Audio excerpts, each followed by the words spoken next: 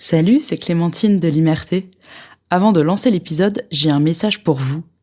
Si vous êtes une maman fatiguée, qui ne porte plus que sa casquette de maman et qui rêve d'avoir du vrai temps pour elle, pour dormir, pour bien manger en n'ayant rien à préparer, pour se faire masser, pour se promener en forêt, pour échanger avec d'autres femmes sans avoir un enfant dans les pattes, pour avoir du temps pour respirer et pour bouger, j'ai une bonne nouvelle. Réservez votre 14, 15 et 16 mars 2025 et rejoignez-moi pour le Mama Break. Le Mama Break, c'est un week-end dédié aux mères qui veulent se reconnecter à la femme qu'elles sont. Un week-end dans une maison de campagne magnifique, à 2 heures de Lyon, en pleine nature. Un week-end déconnexion pendant lequel vous allez être bichonnés. Pour toutes les infos, rendez-vous sur ma page Insta clem-doula. Je vous remets le lien dans le descriptif de l'épisode. Allez, je vous dis à très vite et bonne écoute.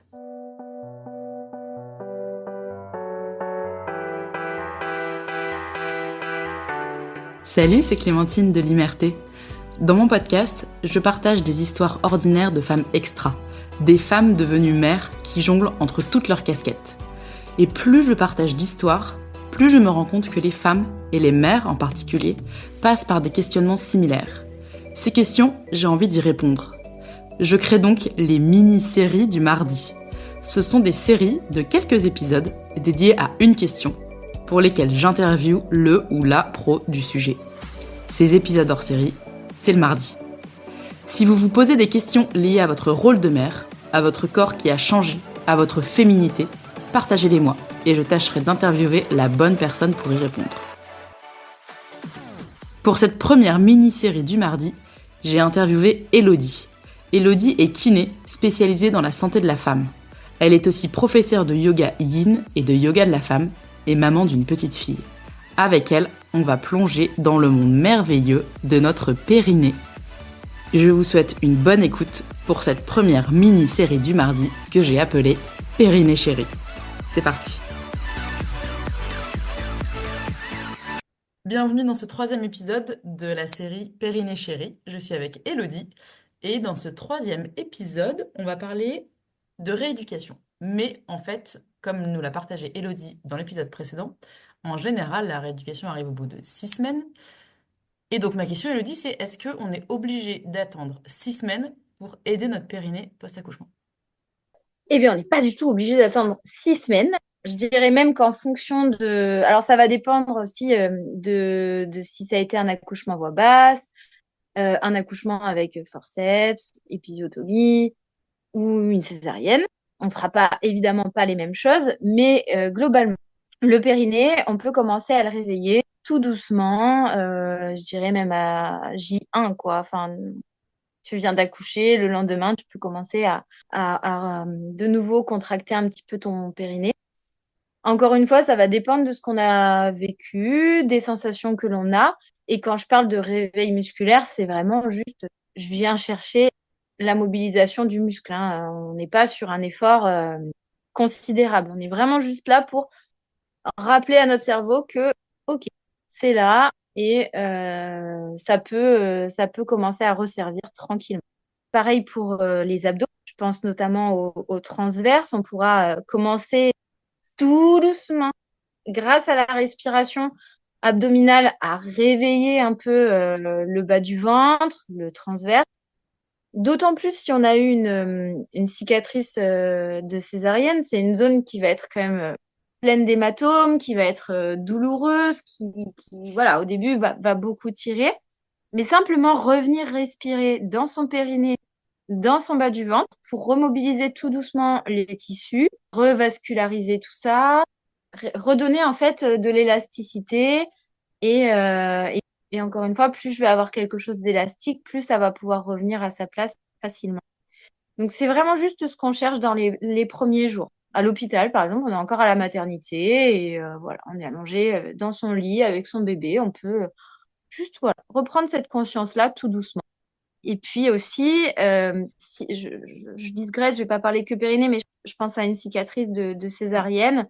Ça va être important, voilà, selon comment on a vécu cette césarienne, de se familiariser quand même avec cette zone-là pour petit à petit l'intégrer et puis faciliter la digestion, en fait, si je puis dire, de l'événement. Donc peut-être dans les premiers jours, il y aura, dès que le pansement sera retiré, la regarder avec un miroir, voilà, venir respirer ici, la faire bouger tout doucement et la regarder avec son miroir pour l'intégrer et que le cerveau puisse intégrer cette zone-là comme faisant partie de notre corps. Parce que c'est plus notre corps d'avant et c'est pas encore notre corps d'après, c'est un corps de transition, mais quand même, il faut venir l'habiter. Puis ces exercices avec la respiration, ça va aussi permettre, quand on a son bébé et qu'on dans son ventre et puis d'un coup il est là à côté de nous, on peut avoir un peu cette sensation de nid vide et c'est pas toujours simple à appréhender. Donc respirer tout doucement dans cette zone, ça permet aussi de ramener un petit peu de douceur et de vie différentes dans ce ventre. Et ensuite, dans les semaines qui vont suivre, donc là, on est vraiment avant les 6 semaines de rééduc. Je vais aussi pas mal, quand on rentre à la maison, on va pas mal porter son bébé, même si évidemment on évite le port de charges lourdes. On peut tout à fait porter le poids de son bébé, hein, même si on a eu une césarienne. C'est tout à fait OK de faire du portage, hein. Alors, évidemment, on va vous recommander de privilégier la poussette dans un premier temps, mais déjà, c'est pas toujours possible, hein, parce qu'on a parfois des bébés qui supportent pas d'être en poussette. Donc, voilà, il y a la théorie puis la pratique. Et en pratique, tu peux quand même porter ton bébé parce qu'évidemment, comme tu as fait ta préparation physique à l'accouchement, tu sais très bien ce qu'il faut sentir et vigilante. Donc, tu peux tout à fait le faire. Et du coup, dans les premières semaines, on va pouvoir commencer quand même à réveiller un petit peu les abdos un peu plus intensément en venant faire des expirations actives où on va vraiment venir rentrer le bas du ventre, aspirer ce bas du ventre pour remobiliser à la fois la sangle abdominale, mais aussi le périnée qui va se contracter. Et on peut faire un travail en apnée qui va permettre aussi de faire remonter les organes et les viscères, mais aussi les organes génitaux et le périnée. Donc, et retrouver la synchronicité entre diaphragme, périnée et transverse. Donc ça, c'est des petits exercices assez simples. On peut voir passer parfois sur les réseaux le stomach vacuum. Voilà, ça va y ressembler.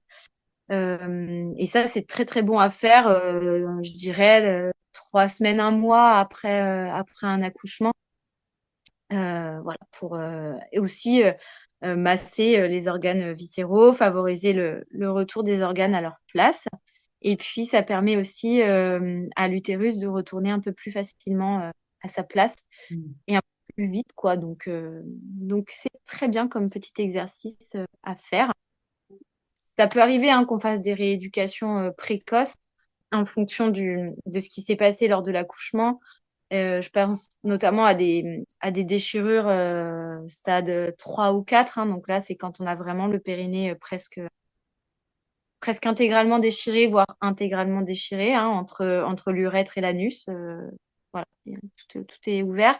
Là, on va faire des rééducations précoces dès la sortie de la maternité, quoi, vraiment.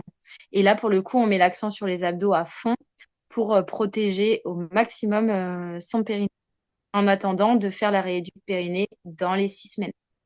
6 semaines, c'est le temps que le corps cicatrise naturellement. Quoi. Oui, en fait, dans ces cas-là, en cas de rééducation précoce, tu viens travailler les abdos pour qu'ils prennent bien le relais, entre guillemets, du périnée et que ça laisse le temps au périnée de se remettre, quoi, c'est ça? Exactement. Et que du coup, comme le périnée a quand même été déchiré, tu as vraiment un délai de cicatrisation. En plus de la cicatrisation naturelle, hein, tu as vraiment la cicatrice qui est de la chirurgicale hein, qui a été faite pour refermer. Donc voilà, pour pas trop solliciter cette cicatrice, on met à fond l'accent sur les abdos pour protéger tout ça, quoi. À partir de quand, après un accouchement, des douleurs au périnée doivent inquiéter ou en tout cas doivent être mentionnées? Alors, il y a des douleurs qui vont être physiologiques parce que c'est normal vu ce qui s'est passé. Il faut que le corps récupère. D'ailleurs, il y a certaines dans certaines cultures, on parle quand même du mois d'or avec un mois où toute la famille, je pense notamment dans les populations asiatiques, il y a quand même toute la famille qui débarque chez toi, qui s'occupe et de toi et de ton bébé. Et toi, t'as rien d'autre à faire que allaiter ton bébé si tu l'allaites, dormir, rester au lit, prendre soin de toi. Ouais. Et voilà. Donc, on va quand même attendre un mois parce que le corps, il est bien fait et si tu lui laisses le temps, les douleurs, elles vont petit à petit s'estomper, les choses vont revenir à leur place.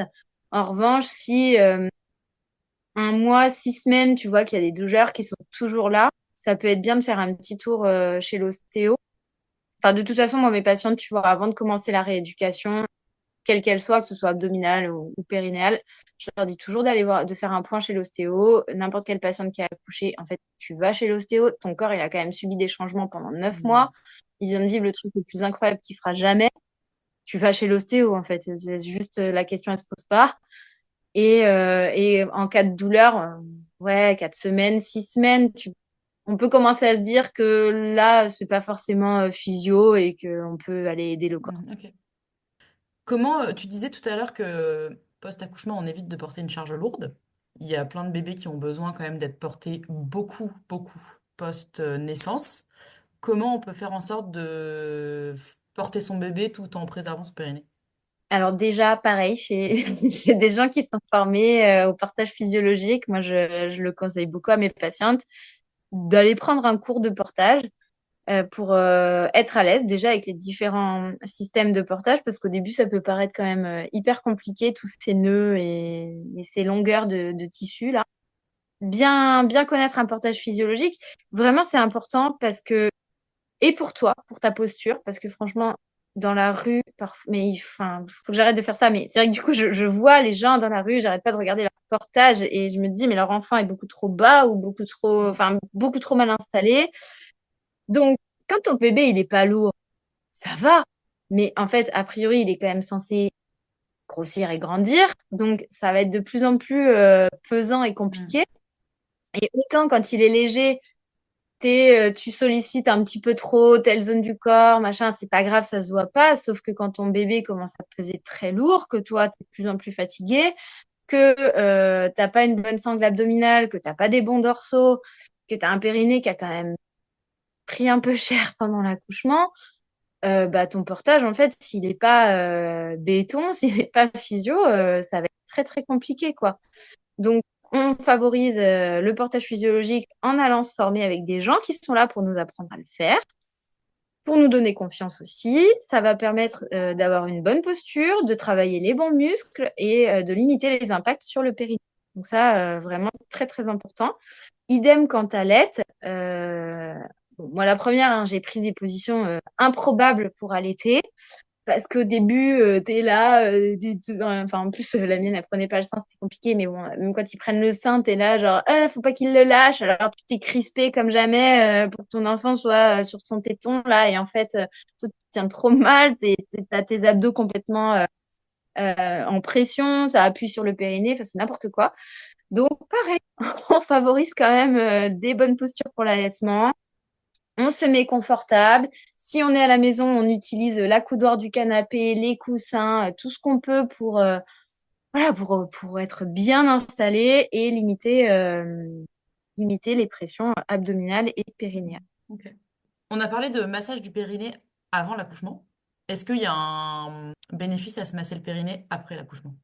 Alors, ça va dépendre. Bah déjà, est-ce qu'il y a eu des déchirures, épisiotomie, forceps, les cuillères? Ça va vraiment dépendre de ce que ton périnée a vécu. Mais bah, typiquement, une cicatrice d'épisiotomie, oui, ça va être important de la masser parce que c'est une cicatrice qui va...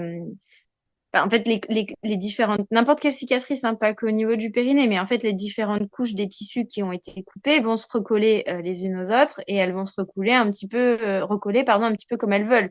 Donc, le fait de masser, ça va quand même permettre d'orienter la cicatrisation, de diminuer le risque d'adhérence et d'avoir un tissu mobile et souple. Parce que si tu te retrouves avec une cicatrice qui est adhérente et qui bouge pas, tu vas avoir un périnée qui va pas bouger correctement, qui peut être douloureux. Voilà, donc c'est très important de masser sa cicatrice si on a eu une cicatrice, si on a eu une épisiotomie. C'est pas toujours facile à faire soi-même. Donc pour ça, justement, la rééducation va être importante parce que ça, pour le coup, ça va être le rôle du kiné ou de la sage-femme de masser cette cicatrice. Mais on peut à la maison commencer tout doucement avec, je sais pas, juste passer un petit crème gel d'aloe vera, de l'huile d'amande douce, juste en surface, hein, mais vraiment histoire de garder quand même les tissus bien hydratés et leur permettre de maintenir quand même une forme d'élasticité. Et ça vaut du coup pour les cicatrices de césarienne aussi.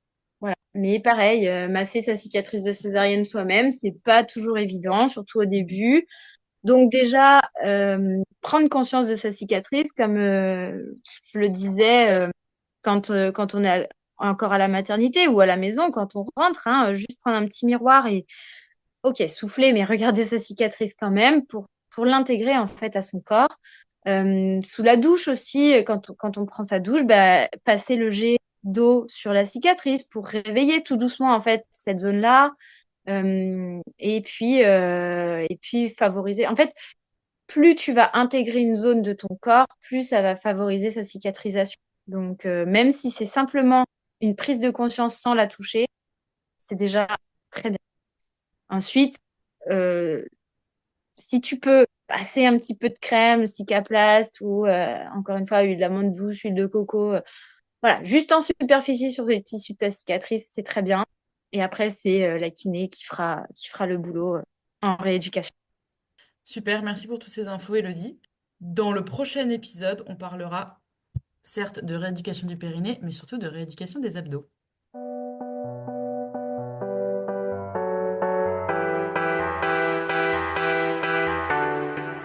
J'espère que cet épisode vous a plu. Si c'est le cas, je vous invite à mettre 5 étoiles et à vous abonner au podcast sur votre plateforme d'écoute. C'est le meilleur moyen pour lui donner de la visibilité et permettre à d'autres femmes d'écouter ces histoires. Je vous remercie pour votre écoute et je vous dis à très bientôt pour de nouvelles histoires ordinaires de femmes extra.